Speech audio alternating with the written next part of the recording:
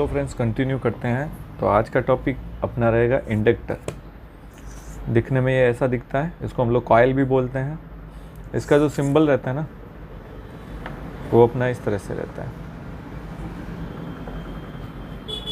Inductor करता क्या है, एक तरह से बूस्टर है।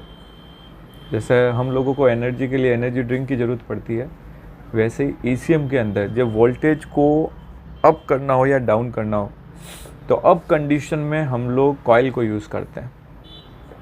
ये काम कैसे करती है, जैसे हम लोगों ने इस सिरे पे पॉजिटिव दिया, इस सिरे पे नेगेटिव दिया, तो इन दिस कंडीशन यहाँ पे मैग्नेट फील्ड बढ़ता है, ये चार्ज होता है।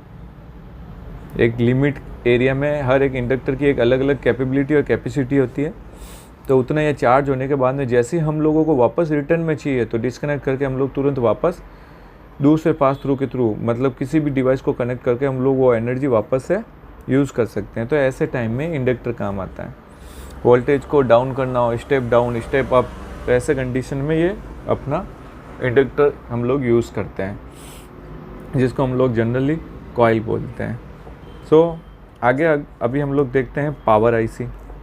अपना पावर आईसी कैसे काम करता है, अपना ये जो सिस्टम आईसी है कैसे काम करता है, अपना एमसीयू कैसे काम करता है, ये इंजेक्टर ड्राइवर अपना कैसे काम करता है। ये इंजेक्टर जो ड्राइवर अलग अलग लगा रखे हैं अंदर की तरफ, जो इंजेक्टर को एक अलग से पल्स प्रोवाइड करते हैं, जिसको हम लोग मॉसफेट बोलते हैं, ये कैसे काम करते हैं। तो अभी हम शुरू करते हैं अपना पावर आईसी। पावर आईसी नाम से अपने को पता लग रहा है कि ये पावर डिस्ट्रीब्यूट करता है पूरे बोर्ड में। इस पूरे बोर्ड में इस पावर आईसी का काम है पावर को सप्लाई देना। इस पावर आईसी का जनरल डिस्क्रिप्शन मैं आपको लिंक में दे दूंगा एक इमेज के थ्रू। तो ये काम कैसे करता है, जैसे हम लोग, जैसे ये EDC 1755 है, तो इस बोर्ड में होता क्या है जनरली, जो सबसे कॉमन है महिंद्रा का ECU। अदर ECU के लिए मैं अलग से सीरीज़ बना दूंगा। तो इसमें होता क्या है, सबसे पहले इग्निशन,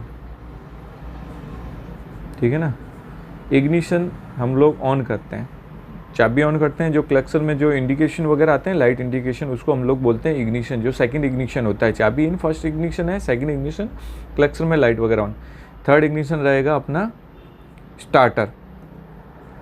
तो क्या हुआ, इग्निशन वायर जो इसका है 71 नंबर, ठीक है ना, 71 नंबर वायर पे जैसे ही पावर आया, ये पावर सीधा जाता है पावर आईसी पे। ये अपना पावर आईसी है, ये इस पे खूब सारे लैग बने हुए हैं, यहाँ पे देख लीजिए ऊपर की तरफ और नीचे की तरफ। तो क्या हुआ, यहाँ पे एक सेफ्टी सर्किट पहले से बना रखा है, यहाँ पे 2 रेजिस्टेंस डाल रखी है, ठीक है ना। इस तरह से इन दोनों का एक जो सिरा है कॉमन रहता है, ये दूसरा सिरा एक का ग्राउंड जाता है, ठीक है ना, और एक जाता है पावर आईसी के ऊपर की 5 नंबर पिन या 6 नंबर पिन है, ऐसा 5 नंबर पिन है, आप ट्रेस कर लेना ऊपर की तरफ, इस साइड से 5 नंबर पिन, ठीक है ना, यहाँ पे आता है। तो यहाँ आने के बाद में क्या होता है, ये पावर आईसी तुरंत जो अपनी ECU मेन रिले आईसी होती है, जो ज़्यादातर इंजन कंपार्टमेंट में ही लगी होती है, 98% गाड़ियों में, कुछ गाड़ियों में अंदर की तरफ भी होती है, लेकिन ECU का मेन रिले आईसी होता है वो। तो वहाँ पे ये ECU मेन रिले को ऑपरेट करता है। कोई भी एक पिन पकड़ लीजिए, आप ट्रेसिंग कर लेना मेन रिले के लिए, ठीक है ना। ये मेन रिले को ऑपरेट करता है। मेन रिले में क्या है, 4 वायर होते हैं, ये इस तरह से होती है नीचे पिंस। तो एक पिन जाती है यहाँ, जो जनरली जब सर्किट ओपन है इन दिस केस में, और सर्किट क्लोज है इन दिस केस में, क्या वोल्टेज रहेगा, सारा अलग अलग रहता है। इस तरफ पॉजिटिव रहेगा, इग्निशन पॉजिटिव जो स्विच के थ्रू आता है, कुछ गाड़ियों में ऑलवेज भी रहता है। एक ये पॉजिटिव हो गया, और ये आउटर रहता है जिसको अपने को सोर्स से देना है, ये ECM पे आता है वापस से बड़ी वाली पिन पे। जो बड़ी वाली पिन रहती है ये 5-6 नंबर, तो 5 और 6 नंबर पिन, इन पे रिटर्न आता है वापस करंट। तो होता क्या है, जैसे ही इग्निशन आया, इग्निशन आते ही पावर आईसी सीधे ही मेन रिले को ऑपरेट करती है। अगर ये गुड कंडीशन में है तो क्या होगा, यहाँ से जैसे ही मेन रिले ऑपरेट हुई, तो बड़ी वाली जो पिन होती है मेन पावर सोर्स होता है, मेन पावर सोर्स, वो 5 और 6 नंबर पिन है, जो ये दोनों पिन रहेगी, ये वाली। तो इन पे वापस से रिटर्न में पावर आती है। पावर आने के बाद में ही क्या होता है, इसमें SPI पोर्ट होता है। पावर आईसी में क्या होता है, SPI पोर्ट, जो इस वाले MCU को सिग्नल देता है कि पावर सोर्स ऑन हुआ है। ये कब देता है, इग्निशन के टाइम, ठीक है ना। और जैसे ये 5 और 6 नंबर पे पावर आती है ना, तो दोबारा से ये SPI पोर्ट के थ्रू MCU को सिग्नल देता है कि पावर कंप्लीटली बोर्ड के अंदर आ चुका है। तो वापस से MCU इसे सिग्नल देता है कि कौन सी आईसी को और कहाँ कहाँ कितना कितना वोल्टेज सप्लाई करना है। ये SPI पोर्ट के थ्रू होता है। SPI ये सीरियल कम्युनिकेशन पोर्ट होता है एक तरह से। तो डिटेल में आप गूगल कर लेना इसके बारे में, अच्छा आपको वहाँ पे कुछ डिटेल में बता पाएगा गूगल, तो वहीं से आपकी इसकी इन्फॉर्मेशन निकालना। जनरली अगर मैं समझा पाऊँगा तो इसकी डेफिनेशन बहुत बड़ी है, कॉमनली आप ये समझ लीजिए। बाकी इसकी SPI पोर्ट कौन सी रहती है वो मैं आपको आईसी के डिस्क्रिप्शन में दिखा दूंगा कि ये SPI पोर्ट है और आईसी के कौन से पिन का क्या वर्किंग है। तो ये पावर आईसी ऐसे ऑपरेट होती है। सिस्टम आईसी का क्या वर्किंग रहता है, सिस्टम आईसी गाड़ी की बाकी जितने भी है फ्यूल से रिलेटेड है और भी बहुत से फंक्शनलिटी जो होती है उसे ये ऑपरेट करती है।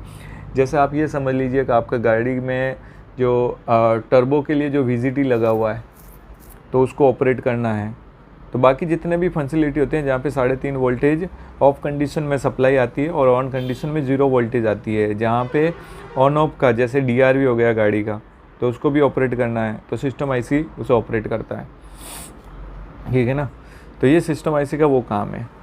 इंजेक्टर ड्राइवर क्या करता है, जैसे कैम और क्रैंक से जो फायरिंग ऑर्डर का जो सिग्नल आता है जो MCU में आता है सीधे ही, तो उनको कैलकुलेट करके ये इसे सिग्नल देती है, वो भी SPI पोर्ट के थ्रू है। इसमें जितनी भी आईसी लगी हुई है, सिस्टम हो, पावर हो, MCU हो या इंजेक्टर ड्राइवर हो, जो बड़ी फंक्शनलिटी आईसी है वो सारी की सारी इसमें सीरियल कम्युनिकेशन के थ्रू एक दूसरे से इंटर कम्युनिकेट है। एक तरह से हम लोग जैसे बोलते हैं ना कैन हाई और कैन लो, ठीक है ना। जो भाई लोग कैन हाई लो के बारे में समझते हैं उनको ये चीज़ें समझ में आ गई होगी। कैन हाई और कैन लो ये होता क्या है, सबसे बड़ी चीज़ ये भी है, इसी चैप्टर में बता देता हूँ आपको। कैन हाई कैन लो, इसे अगर आप प्लस करोगे जो इस पे वोल्टेज आता है और जो इस पे वोल्टेज आता है, दोनों को जब आप प्लस करके आउटपुट लोगे तो ये 5 वोल्ट के करीब होता है, ठीक है ना। ये 5 वोल्टेज बनना चाहिए। गाड़ी के अंदर जो OBD वायर के अंदर 6 और 14 नंबर वायर होता है, इन दोनों को आपको प्लस करना है। आपको इसके एवरेज में 5 वोल्टेज आपको रिसीव होंगे। इस मीन्स के आपके गाड़ी के अंदर can high can low working condition में, अगर आप इसे ऑन बोर्ड करेंगे तो इसका भी आपको कैन हाई लो चेक करना पड़ेगा कि वो वोल्टेज आ रहे हैं या नहीं आ रहे, उसी के थ्रू ये ECM कनेक्ट होगा। कैन हाई और कैन लो कहाँ से ऑपरेट होती है, इस ECM के अंदर। जनरली इस ECM के अंदर कैन हाई लो कोई भी अलग से एक कंपोनेंट नहीं दे रखा है, ये पावर आईसी के थ्रू ही होता है। 1755 में 40077 आईसी होता है जो पावर आईसी है, इसी में can high low inbuilt features company ने दे रखा है। काफ़ी कुछ जितने भी बॉस के ECM आते हैं उनमें ज़्यादातर पावर आईसी में ही कैन हाई लो का कम्युनिकेशन होता है, जो अलग से पोर्ट दे रखा है। बाकी अपना MCU है जो बाकी सारी फंक्शनलिटी और जो प्रोग्रामिंग वगैरह जो भी डेटा होता है, ईमो का डेटा है या गाड़ी के इंजन से रिलेटेड मैपिंग डेटा है, सारा सब कुछ स्टोरेज इसके अंदर होता है और सभी आईसी को कमांड करने का काम इसका होता है। आज के लिए थैंक यू।